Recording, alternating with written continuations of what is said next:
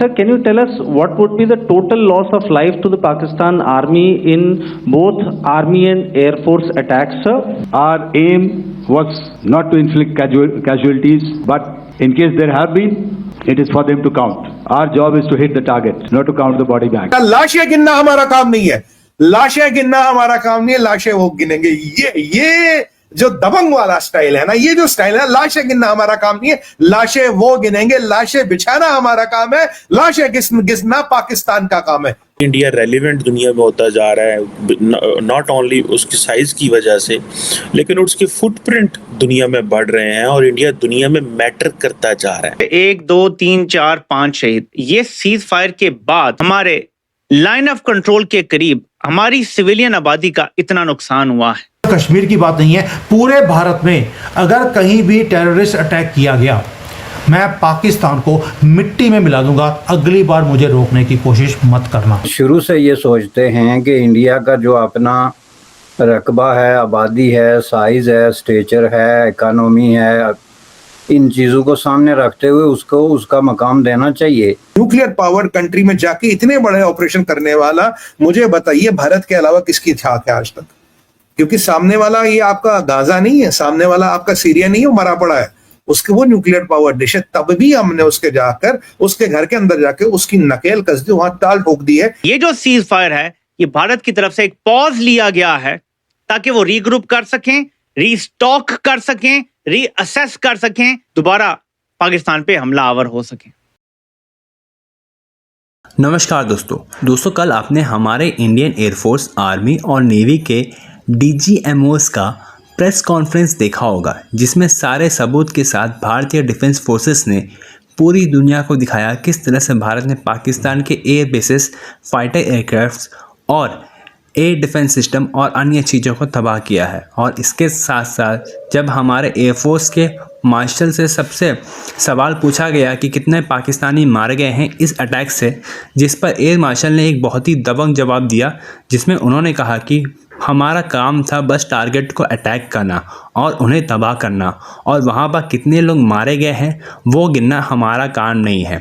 इसके बाद दोस्तों ये बात साफ समझ में आती है कि भारत इस वक्त काफ़ी ज़्यादा एग्रेसिव मोड में मौजूद है, जहाँ पर इस बार पाकिस्तान कोई भी अटैक करने की कोशिश भी करता है तो भारत फिर एक बार पाकिस्तान पर कहर बरसाएगा। तो चलिए इसी पर आगे पाकिस्तानी मीडिया का रिएक्शन देखते हैं।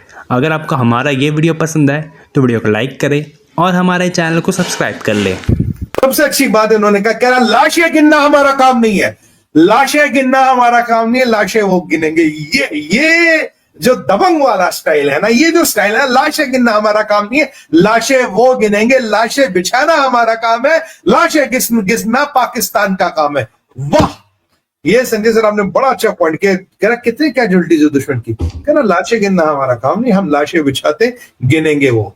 ये जो आज जो तेवर देखा है, जो अंदाज देखा अपनी फौज का, वाह, मतलब हर हर महादेव, मतलब जबरदस्त। मतलब सर क्या बताऊं, दिल इतना खुश है। लाशें गिनना हमारा काम नहीं है, हम ऑपरेशन करते, मिशन करते, ठोकते हैं, हम लाशें बिछाते हैं, लाशें तुम गिनोगे। यही मैं अच्छा, एक बात और भी कही, जब वो डाउन जेट गिराने की जब बात हुई थी, तब जो वर्ड यूज किया था वो ये था कि India definitely down a few high tech Pakistani fighter jets. Sir अब वो हाईटेक क्या है साहब, ये बताइए। सर देखिए चाइनीज जेट एंड हाईटेक तो होता नहीं सर, और जो इनके पास पुराने मिराज विराज है, जिनकी पंखुड़ियां लटक रही, वो हाईटेक नहीं है। तो या तो ये JF-17 ब्लॉक 3 है और या ये F-16 है, क्योंकि यही दो हाईटेक है। हाईटेक के नाम पे इनके पास ये दो है, वैसे वो भी हाईटेक नहीं इनके पास नहीं। JF-17 मैं नहीं मानता, JF-17 का है हाईटेक। हाईटेक के नाम पे, मैं सर पूरा स्टेटमेंट, हाईटेक के नाम पे इन पे ही है। अब देखिए PL-15 मिसाइलें तो हमने पूरी पकड़ ली ना भारत में, साबुत मिसाइलें। PL-15 तो सर केवल ब्लॉक 3 में लगती है, JF-17 में तो पहला। और हाईटेक जितनी भी PL-15 आएंगे वो सब जैम कर दी जाएंगी। अरे सर वो चाइना का गवाड़ा फेल हो गया सर। कहते थे मार्क 5 पे चलती है, 400 किलोमीटर चलते, करती है, वो करती है, EVV रडार है, बियॉन्ड विजुअल रेंज रडार है, 2 वे डाटा कॉम है। हमें क्या क्या पता था चीन ने, ये तो वही निकला फुक्की बम। ये इसे कहते हैं हिंदी में रेड एंड व्हाइट के पैकेट में बाबू बीडी, ये निकला सर PL-15। तो इसका नाम हम बाबू बीडी रख लेते हैं आज से।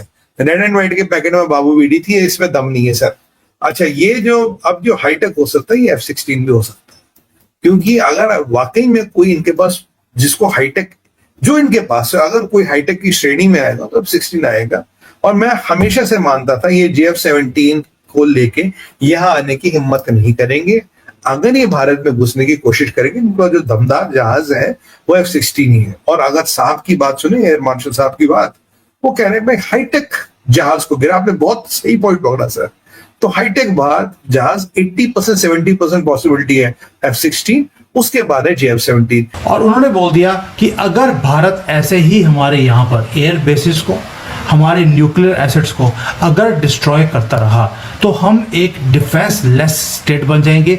यहाँ पर TTP BLA ऑलरेडी हमारी नाक पे दम किया हुआ है। जो हमारी न्यूक्लियर एसेट्स हैं हम उसे भी डिफेंड नहीं कर सकते, ये टेररिस्ट ग्रुप्स के हाथ में चली जाएंगी। आप उसके बाद हमें दोषी नहीं ठहरा सकते।